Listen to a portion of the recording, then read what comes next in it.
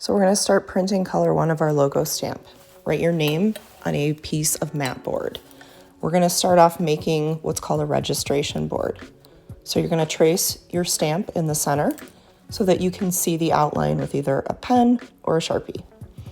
This board is going to be used also for your final stamp, so please make sure your name's on it and don't lose track of it.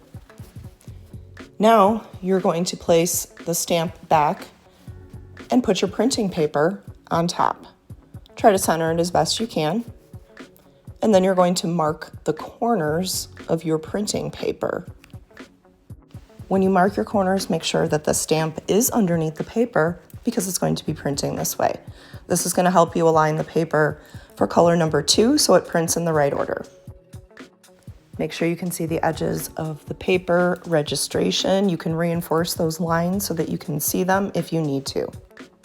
So now when you go to print each color, you should be able to align or register your print properly each time you go to stamp. Next, grab the inking tray, some block printing ink. You can mix colors if you wish, and an old magazine to print on.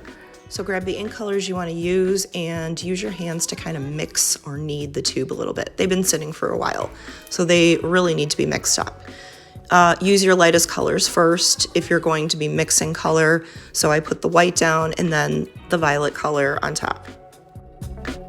You need to use the soft brayer, squish it with your hands, you'll be able to tell, in order to mix the paint and kind of roll it out a little bit flat.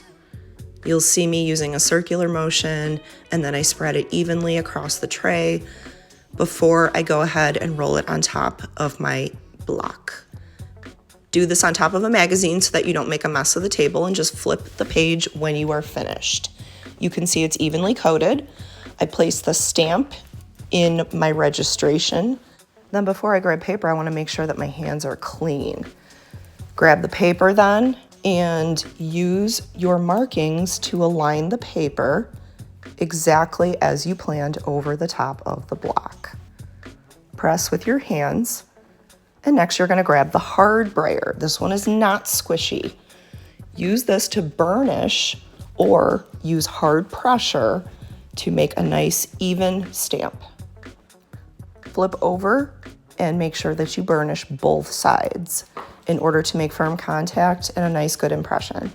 So gently peel off the paper and you'll see your first test print. This one I'm not too thrilled with. I need a little more ink and maybe a little more pressure. So I'm still gonna label this one. This is going to be 1 over however many prints I end up with. I'm gonna put a title in the center, and then I'm gonna put my initials on the right side. Now I'm going to try this again. So this time I'm gonna add just a little bit more ink than I did last time. Make sure it's really evenly coated. And then I'm gonna go ahead and repeat this process with a new piece of white paper. This time I'm also going to press a little bit harder and try to burnish a little more thoroughly.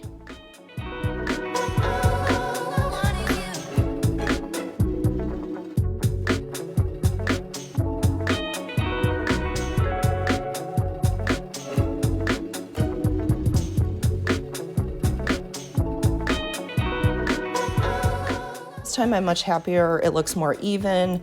I need to be a little careful with how much ink I use as it almost filled in the white spaces. So now this is going to be labeled as print 2 over however many I decide to do. Title in the center and my initials on the right side. So now we're going to come to the sink and we're going to wash all of the ink off the stamp.